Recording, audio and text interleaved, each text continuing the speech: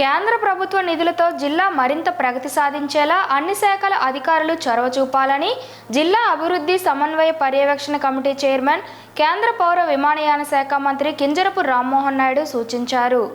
జిల్లా పరిషత్ సమావేశ మందిరంలో మంగళవారం నిర్వహించిన దిశ సమీక్ష సమావేశంలో ఆయన మాట్లాడారు. జిల్లా సమగ్రాభివృద్ధికి అధికారులు ప్రణాళికలు రూపొందిస్తే ఎన్డీఏలో కేంద్ర మంత్రిగా ఉన్న తాను ఆయా కేంద్ర ప్రభుత్వాల శాఖలో మాట్లాడి ప్రత్యేకంగా నిధులను కేటాయింపులు జరిగేలా చూస్తానని చెప్పారు. జిల్లా అభివృద్ధికి కావాల్సిన నిధులు, పనుల గురించి ముఖ్యమంత్రి చంద్రబాబు నాయుడు, ప్రధాని నరేంద్ర మోదీ దృష్టికి తీసుకువెళ్లామని అన్నారు. ఈ సందర్భంగా పీఎం ఆవాస్ యోజన, టిట్కో ఇల్లు, జలజీవన్ మిషన్, జాతీయ గ్రామీణ ఉపాధి హామీ పథకం, జిల్లా గ్రామీణ అభివృద్ధి సంస్థ తదితర శాఖల అంశాల వారీగా సమీక్ష నిర్వహించారు. ఇళ్ల నిర్మాణ ప్రగతిపై సమీక్షించుకోవాల్సి ఉందని అన్నారు. ఉపాధి హామీ పథకం పనుల ద్వారా గ్రామాలను అభివృద్ధి చేసి పూర్తి స్థాయిలో అందుబాటులో ఉన్న నిధులను సద్వినియోగం చేసుకోవాలని అన్నారు. 20 సూత్రాల అమలు కమిటీ చైర్మన్ లంక దినకర్ మాట్లాడుతూ, సరైన ముందస్తు ప్రణాళిక లేకపోవడంతో గత ఏడాది ఉపాధి హామీ పథకానికి సంబంధించి ఒక్క శ్రీకాకుళం జిల్లాలోనే 230 కోట్ల నిధులు వెనక్కి వెళ్లిపోయాయని, గడిచిన 5 ఏళ్లలో లెక్క చూస్తే 1000 కోట్లకు పైగా పనులు చేసుకోలేకపోయామని, ఇది క్షమార్హం కాదని పేర్కొన్నారు. ఈ సమావేశంలో ప్రభుత్వ విప్ బెందాలం అశోక్, విజయనగరం పార్లమెంట్ సభ్యులు కలిశెట్టి అప్పలనాయుడు, నరసనపేట, పలాస, శ్రీకాకుళం శాసనసభ్యులు బగ్గు రమణమూర్తి, గౌతు శిరీష, గొండు శంకర్, కోన రవికుమార్లు వారి వారి నియోజకవర్గాల్లో ఎదుర్కొంటున్న పలు సమస్యలపై మాట్లాడారు.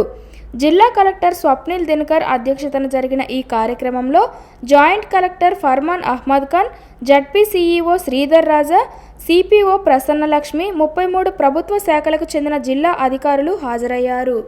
ఏ స్కీమ్ కోసం అయితే రాష్ట్ర ప్రభుత్వం, కేంద్ర ప్రభుత్వం నిధులు ఖర్చు పెడుతుందో ఎక్కడ అవినీతికి జరగకుండా, ఎక్కడ తప్పుదో పట్టించకుండా నేరుగా బెనిఫిషియరీకి ఆ కార్యక్రమం తాలూకా బెనిఫిట్ అందించాలనే ఆలోచనతో ఈరోజు ఆదేశాలు కూడా ఇవ్వడం జరిగింది. చాలా ఎక్కువ టాపిక్స్ ఉండడం వల్ల అన్నీ చేయలేకపోయినప్పటికీ మరి కొన్ని టాపిక్స్ వరకు మేము డిస్కస్ చేసాం. భవిష్యత్తులో కూడా ఇప్పుడు కూడా మీరు చూసుకుంటే తెలుగుదేశం పార్టీ ఎన్డీఏ ప్రభుత్వం ఉన్నప్పుడు రివ్యూస్కి చాలా పెద్ద ఎత్తున ప్రోత్సహిస్తూ రివ్యూ కార్యక్రమాలు ఇప్పుడు చేస్తుంటాం. గత 5 సంవత్సరాల్లో రివ్యూస్ కూడా ఎక్కడా లేవు. ప్రజాప్రతినిధులకు కానీ పబ్లిక్కి కానీ వాళ్ళ సమస్యలు కూడా చెప్పుకునే అవకాశం లేకుండా చేశారు. మళ్ళీ ఈరోజు నూతన పద్ధతిలో రివ్యూస్కి ప్రాధాన్యత ఇస్తూ ముందుకు నడుస్తున్నాం. ముఖ్యమంత్రి గారు కూడా మన జిల్లా విచ్చేసిన తర్వాత ఆ రోజు ఉన్నటువంటి సమయంలో ఇదే జడ్పీ హాల్లో రివ్యూ కార్యక్రమం కూడా పెట్టి అన్ని డిపార్ట్మెంట్స్తో కూడా చర్చించి కొన్ని ఆదేశాలు కూడా ఇవ్వడం జరిగింది. అంటే ముఖ్యమంత్రి గారి దగ్గర నుంచి జిల్లా నాయకత్వం వరకు కూడా రివ్యూస్ చేస్తూ గ్రౌండ్ లెవెల్లో ఉన్నటువంటి ఇష్యూస్ అయినా వాస్తవాలైనా అవి తెలుసుకొని దాని ప్రకారం ప్రభుత్వం తాలూకా నిర్ణయాలు ఉండాలనే ఆలోచనతో ఈరోజు ఈ కార్యక్రమం చేశాం.